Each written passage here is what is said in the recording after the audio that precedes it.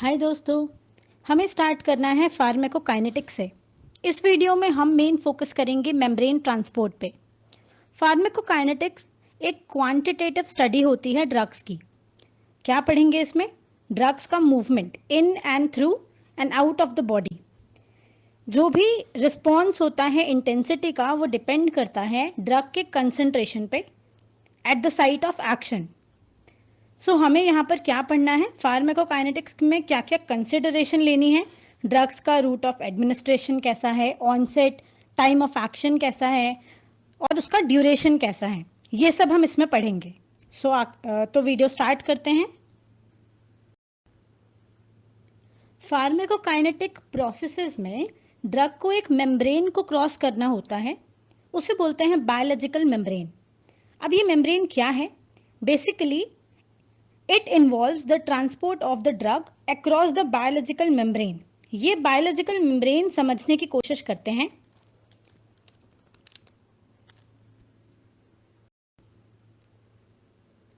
ये डायग्राम देखो फ्रेंड्स, इस डायग्राम में क्या दिख रहा है? This is the illustration of the organization of biological membrane. Biological membrane एक bilayer होती है। डायग्राम में देखो, it is a bilayer of phospholipid and cholesterol molecules. Biological membrane 100 angstrom इतना थिक होती है। इसमें extrinsic and intrinsic protein molecules होते हैं जो कि डायग्राम में दिख रहे हैं। Biological membranes are highly dynamic structures. Proteins are able to freely float through the membrane और जो लिपिड मॉलिक्यूल्स होते हैं वो भी लैटरल मूवमेंट करते हैं। तो डायग्राम से हमें समझ में आ रहा है कि बायोलॉजिकल मेम्ब्रेन क्या होती है। Drugs are transported by passive diffusion and filtration. Specialised transport भी होता है। अब हमें ये टर्म समझने हैं और इनका मतलब क्या है। सबसे पहले पैसिव डिफ्यूजन पे बात करते हैं। ये बहुत इंपॉर्टेंट मैकेनिज्म है और मेजॉरिटी ऑफ द ड्रग्स में अप्लाई होता है। तो पैसिव डिफ्यूजन होता क्या है? The drug diffuses across the membrane in the direction of its concentration gradient. जी हाँ, कंसंट्रेशन ग्रेडियंट। देखो, जब ड्रग मेम्ब्रेन को क्रॉस करती है तो दो बातें हो सकती हैं।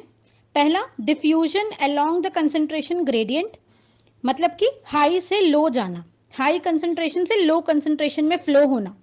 दूसरा है अगेंस्ट द कंसंट्रेशन ग्रेडियंट, जिसके बारे में हम आगे बात करेंगे। पैसिव डिफ्यूजन में ड्रग मेम्ब्रेन में डिफ्यूज करेगी along the concentration gradient, high to low, और मेम्ब्रेन का कोई एक्टिव रोल या कोई एक्टिव पार्टिसिपेशन नहीं होता इसमें। ये पॉइंट याद रखना है। अब बात करते हैं पीएच की। एक क्वेश्चन रेज होता है, is there any influence of the pH? Most of the drugs are the weak electrolytes. Generally जो ड्रग्स होते हैं वो वीक इलेक्ट्रोलाइट होते हैं। इनका आयोनाइजेशन पीएच डिपेंडेंट होता है। स्ट्रॉन्ग इलेक्ट्रोलाइट्स कंप्लीटली आयोनाइज हो जाते हैं acidic as well as alkaline pH में। ये फॉर्मूला देखो, pKa is the negative logarithm of acidic dissociation constant of the weak electrolyte. Formula है pH is equals to pKa plus log concentration of ionized drug A minus upon concentration of unionized drug HA. अब अगर concentration ionised drug की और concentration unionised drug की equal हो जाए तो formula कैसा हो जाएगा, देखते हैं। अब क्या बन गया formula? pH is equals to pKa। Basically pKa होता क्या है? एक ड्रग जिस pH पे 50% अनआयोनाइज्ड होती है और 50% आयोनाइज्ड हो जाती है, उसी पे बोलते हैं कि ये उस ड्रग का pKa है। अब अगर कंसंट्रेशन अनआयोनाइज्ड ड्रग की इक्वल हो गई to the concentration of unionised drug, ionised और अनआयोनाइज्ड अगर इक्वल हो गया कंसंट्रेशन, तो फॉर्मूला अब हो जाएगा equals to 1 log 1 is equals to 0, pH is equals to pKa, because log 1 0 होता है। यहां तक समझ आया? आगे चलते हैं। अब एक कंसेप्ट समझो कि ड्रग जितना ज़्यादा लिपिड सॉल्युबल होगा उतना इजीली मेम्ब्रेन से डिफ्यूज करेगा. A more lipid soluble drug attains higher concentration in the membrane and diffuses quickly. Greater the difference in the concentration of the drug on the two sides of the membrane, faster is its diffusion. अब समझते हैं इस point का मतलब. अगर drug acidic है, देखो drug acidic भी हो सकती है, बेसिक भी हो सकती है, लेकिन जनरली ड्रग्स प्योरली एसिडिक या प्योरली बेसिक नहीं होती, दोनों कैरेक्टर शो होता है, कम या ज़्यादा डिपेंड करता है. अगर कोई ड्रग एसिडिक है तो वो एसिडिक मीडियम में और ज़्यादा लिपिड सॉल्युबल हो जाती है. सिमिलरली अगर कोई ड्रग बेसिक है तो वो बेसिक मीडियम में क्या होगा, और ज़्यादा लिपिड सॉल्युबल हो जाएगी. अब सवाल उठता है कि ऐसा क्यों होता है, कैसे होता है. सोचिए, मैं समझाती हूँ. हमको पता है कि अनआयोनाइज्ड या non polar molecules lipid soluble होते हैं. अगर कोई वीकली एसिडिक ड्रग है तो ऑब्वियस है, बहुत ऑब्वियस सी बात है कि वो केटायन के साथ सॉल्ट बनाएगी, जैसे सोडियम फिनोबार्बिटोन, या फिर दूसरा एग्जाम्पल देख सकते हैं sodium sulphadiazine. Ionise more at alkaline pH. यहां तक समझ आया. अब अगर वीकली बेसिक ड्रग है तो सॉल्ट किसके साथ बनेगा, एनायंस के साथ. एग्जैक्टली, एनायंस के साथ सॉल्ट बनेगा. एग्जाम्पल में एट्रोपिन सल्फेट है, एफेड्रीन HCl है, क्लोरोक्वीन फॉस्फेट है. क्या होगा, ionise more at acidic pH. तो ये एक कंसेप्ट है, ये बहुत इंपॉर्टेंट कंसेप्ट है जो बहुत आगे बहुत सारे और टॉपिक्स में यूज होगा. इस कंसेप्ट को और अच्छे से समझते हैं, इस डायग्राम से समझते हैं. देखो, इस डायग्राम में इन्फ्लुएंस ऑफ पीएच डिफरेंस दिखाया है मेम्ब्रेन के दोनों साइड, जिसके लिए यहाँ पर pKa इज इक्वल्स टू 6 है. अब अगर pKa 6 है इसका मतलब है ड्रग एसिडिक है. अब यहाँ दो साइड दिखाई है, एक साइड देखो pH 5 है और दूसरी साइड pH 7 है. अगर एसिडिक ड्रग है तो एसिडिक pH में ज़्यादा सॉल्युबल होगा, ज़्यादा लिपिड सॉल्युबल बन जाएगी. ये हम डिस्कस कर चुके हैं. इसलिए देखो pH 5 में अनआयोनाइज्ड फॉर्म आयोनाइज्ड फॉर्म में कन्वर्ट नहीं हो रही, बहुत कम हो रही है, 10 से देखो 1 तक. लेकिन दूसरी साइड देखो, कंपेयर करो, अब pH 7 है जहाँ पर, वहाँ पर क्या हो रहा है, अनआयोनाइज्ड एंड आयोनाइज्ड फॉर्म देखो, ड्रग मैक्सिमम आयोनाइज्ड हो रही है, आयोनाइज्ड में है, मतलब एसिडिक ड्रग अल्कलाइन मीडियम में, स्लाइटली अल्कलाइनिक मीडियम में आ गया. तो ये दोनों साइड कंपैरिजन दिखाया है. आई होप ये क्लियर है. अब जो पढ़ा उसका एप्लीकेशन समझते हैं.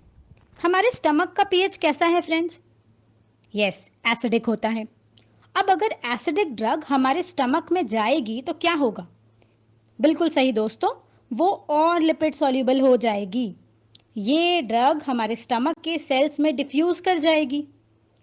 अब ध्यान से समझना, थोड़ा फोकस करो, ये कंसेप्ट इंपॉर्टेंट है. स्टमक के सेल्स का पीएच कैसा है, हमारे बॉडी के पीएच के इक्वल है, मतलब ऑलमोस्ट 7 न्यूट्रल. स्टमक में जो HCl है उसके कंपैरिजन में अल्कलाइन में जा रहे हैं. तो जो ड्रग हमारे सेल्स में एंटर होगी वो एंटर होने के बाद वापस बाहर नहीं जाएगी, वहीं पर ट्रैप हो जाएगी. इस चीज को समझो. एसिडिक ड्रग जब गैस्ट्रिक म्यूकोजल सेल्स के सरफेस को क्रॉस करेगी तो वापस बाहर नहीं जा पाएगी, मतलब वहीं ट्रैप हो गई. It reverts to the ionised form within the cell, pH 7 है वहां पर, and then slowly passes to the ECF, extracellular fluid. This is called ion trapping. ये जो मैंने बताया ये क्या है, इसको क्या बोलते हैं, आयन ट्रैपिंग. एक इंपॉर्टेंट पॉइंट, इंपॉर्टेंट नोट देखो, ये गिव रीजंस में पूछा जाता है. एसिडिक ड्रग जैसे एस्पिरिन है pKa 3.5, क्या होता है, एसिडिक गैस्ट्रिक पीएच में ये लार्जली अनआयोनाइज्ड रहती हैं और स्टमक में एब्जॉर्ब हो जाती हैं। लेकिन एट्रोपिन जिसका pKa 10 होता है बेसिक, ये लार्जली आयोनाइज्ड रहती है और इंटेस्टाइन में जाके एब्जॉर्ब होती है। ये पॉइंट नोट्स में इंक्लूड कर लेना। देखो कॉपी पेन लेकर बैठना, वरना फायदा नहीं है, भूल जाओगे, बाद में रिवाइज नहीं कर पाओगे। इसीलिए नोट्स लिखते रहना, रिवाइज करना, ताकि तुम्हारा टाइम भी बचे और काम आसान हो जाए। नेक्स्ट टॉपिक है फिल्ट्रेशन। फिल्ट्रेशन क्या होता है? Filtration is the passage of drugs through aqueous pores in the membrane. Yes, drug membrane को क्रॉस करेगी थ्रू एक्वस पोर या फिर through paracellular spaces. Lipid insoluble drugs filtration के थ्रू बायोलॉजिकल मेम्ब्रेन को cross करते हैं। बस उनका मॉलिक्यूलर साइज या जो मॉलिक्यूलर पोर का साइज है वो उनका जो मॉलिक्यूलर साइज है वो पोर के डायमीटर से छोटा होना चाहिए। मॉलिक्यूलर साइज पोर के डायमीटर से छोटा होना चाहिए, ये मैंडेटरी है। इसलिए जनरली जिन ड्रग्स का मॉलिक्यूलर वेट 100 या 200 से ज्यादा होता है वो पेनिट्रेट नहीं कर पाते। ये पोर्स जनरली 4 एंगस्ट्रॉम साइज के होते हैं। इस डायग्राम में फिल्ट्रेशन शो किया है। सी द एक्वस पोर और the paracellular space is shown. Simple सा डायग्राम है, समझ में आ गया होगा। स्पेशलाइज्ड ट्रांसपोर्ट, बात करते हैं स्पेशलाइज्ड ट्रांसपोर्ट की।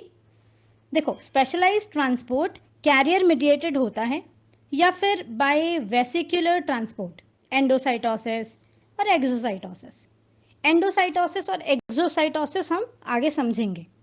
सबसे पहले हम बात करेंगे कैरियर ट्रांसपोर्ट की। फ्रेंड्स, कैरियर ट्रांसपोर्ट सबस्ट्रेट के लिए स्पेसिफिक होता है। सबस्ट्रेट के लिए स्पेसिफिक है, जैसे किसी ऑर्गेनिक एनायन के लिए। अब एनर्जी रिक्वायरमेंट के बेसिस पर कैरियर ट्रांसपोर्ट 2 टाइप के होते हैं। पहला फैसिलिटेटेड डिफ्यूजन और दूसरा एक्टिव ट्रांसपोर्ट। आइए एक एक करके समझते हैं इन टर्म्स को। सबसे पहले है फैसिलिटेटेड डिफ्यूजन। फैसिलिटेटेड डिफ्यूजन क्या होता है? बिना एनर्जी एक्सपेंडिचर के होता है। इसमें एटीपी यूज नहीं होता। सोल्यूट कैरियर ट्रांसपोर्टर्स ऑपरेट होते हैं पैसिवली। यही सोल्यूट कैरियर ट्रांसपोर्टर्स सबस्ट्रेट को ट्रांसलोकेट करते हैं। कौन से डायरेक्शन में? In the direction of its electrochemical gradient, that is higher concentration से लोअर कंसंट्रेशन की तरफ मूवमेंट होती है। अब ये डायग्राम देखो, इसमें SLC की full form solute carrier transporter. SLC higher concentration वाली साइड से पुअरली डिफ्यूजिबल सबस्ट्रेट को लोअर कंसंट्रेशन वाली साइड में लेके जाते हैं। इसमें यही शो हो रहा है। इस डायग्राम में देखो, एनर्जी या ATP का कोई यूज नहीं हुआ है। So we can conclude that energy is not needed in facilitated diffusion.